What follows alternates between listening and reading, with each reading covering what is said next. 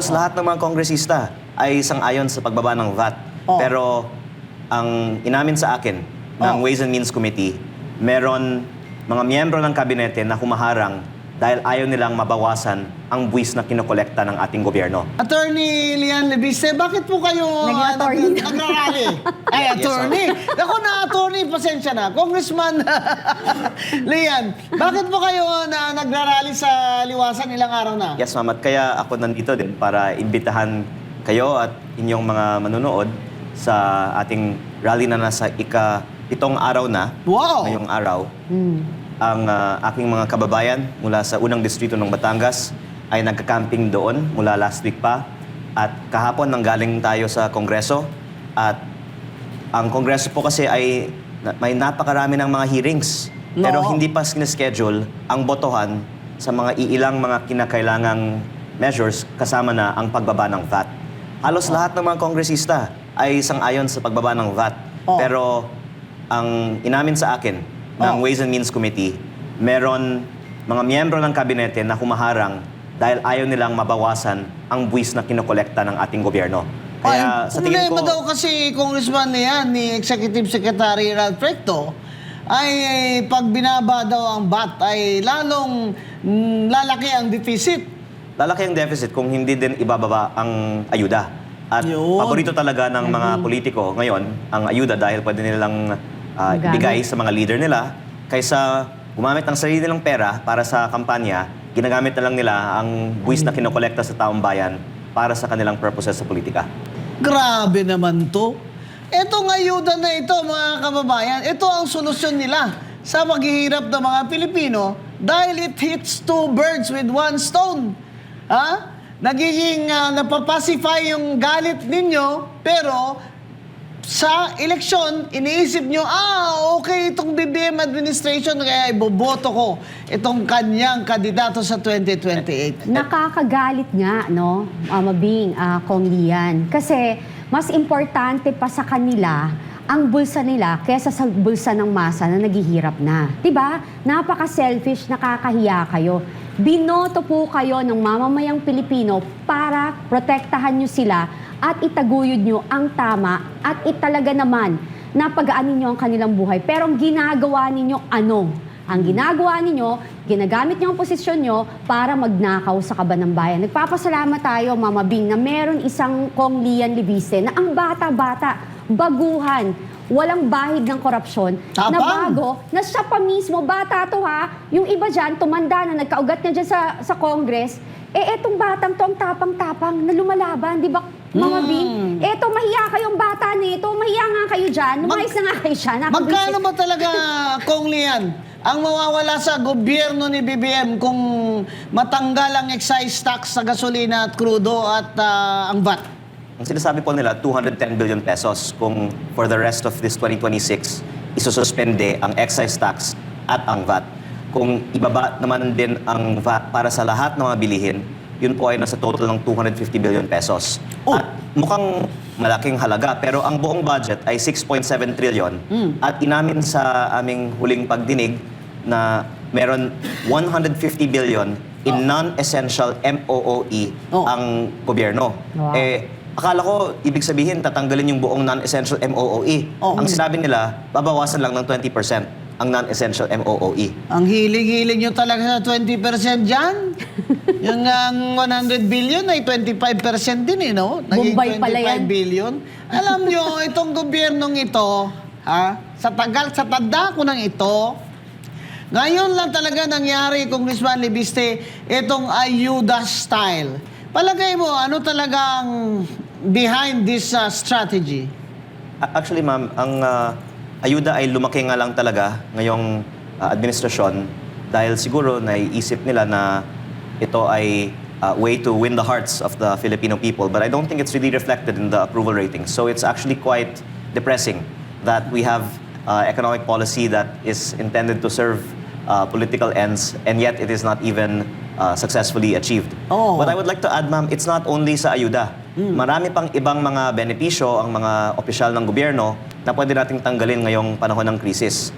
Kasama po dyan sa non-essential MOOE, ang mga traveling expenses, representation expenses, ang mga seminars. Yun po yung 150 billion. Tapos tinanong ko din sa isang recent hearing kung tatanggalin na ba ang 22.9 billion pesos na nakalaan para sa pag-host ng ASEAN Summit, which is basically just a glorified party. Yeah. At ang lumalabas, we're spending tens of billions of pesos a year for parties, and the government has not announced that it's going to have any cost savings And for the reducing unprogrammed these funds. expenses. Magkano ba yung unprogrammed funds, Congressman? Actually, ang unprogrammed funds ay nanggagaling sa savings. Pero mukhang ngayong 2026, wala na tayong savings.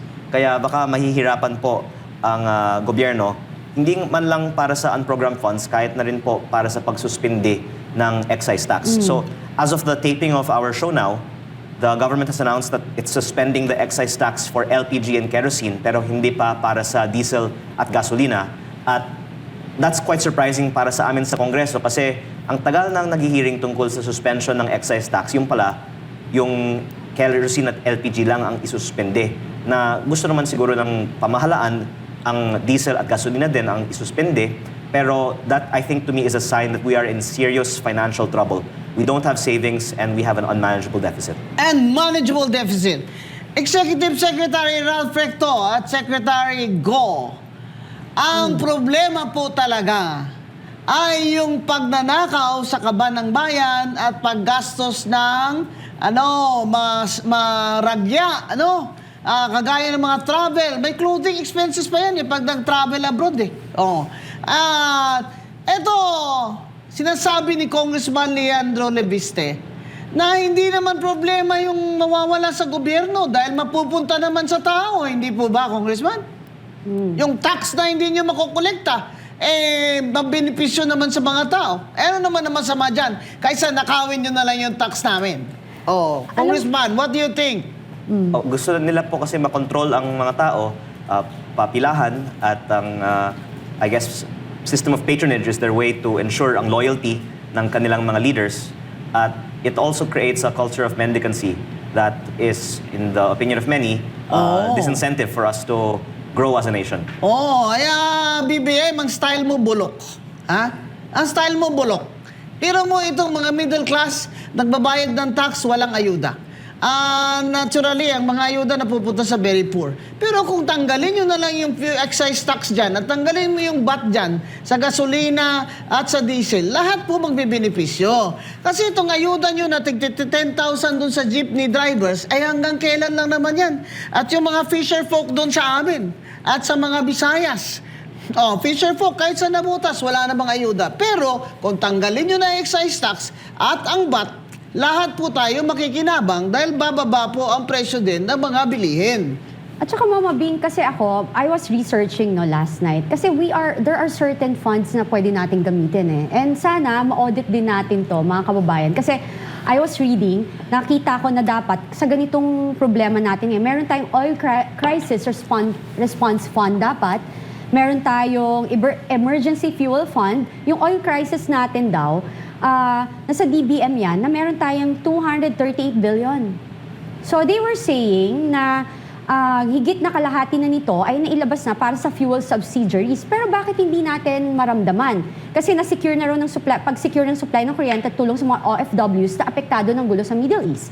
Yung emergency fuel fund naman, hiwalay rin, 20 billion yon na inutos ilabas para i-stabilize ang presyo ng petrolyo at matiyak na hindi mapuputol ang serbisyo ng transportation. Nailabas na ba yung 20 billion na yan? Hindi ko parang I didn't see anything Tapos meron tayong National Disaster Risk Reduction Management Fund. So, Quick Response Fund. Diba? Dami Ang palang daming fund Contingency Fund at unprogrammed. Ang dami palang fund dyan So, i-research po natin to. Sa aking pagkakaalam, yung 230 billion na yan ay ang available funds for the whole year. At baka the government is being cautious in How to releasing it spend it. because they know very well that this is going to last a long time. Yes. And of course, they would want to make sure that they can keep the house in Sustain. order for a long time. So parang it's also a admission that the worst is yet to come. Yes, it doesn't look like this war is going to stop because Iran is saying, sige, kahit man to man sa ground na away, lalaban kami sa inyo. At ngayon, ang ibang mga bansa ay ano na ng kanilang foreign policy at yung policy nila sa fuel, kagaya ng Spain. Pag comment lang ng Prime Minister ng Espanya tungkol sa Israel, nagalit na si Trump. Ayaw niya nang bentahan ng kung ano-ano ang Espanya. Kaya Espanya ay dudulog naman ngayon sa China. So para si BBM naman gustong bumili din sa China ng fuel. Hindi ko lang alam kung ikaw ba ay pagbebentahan diyan. Kasi dati mo na silang inokray-okray.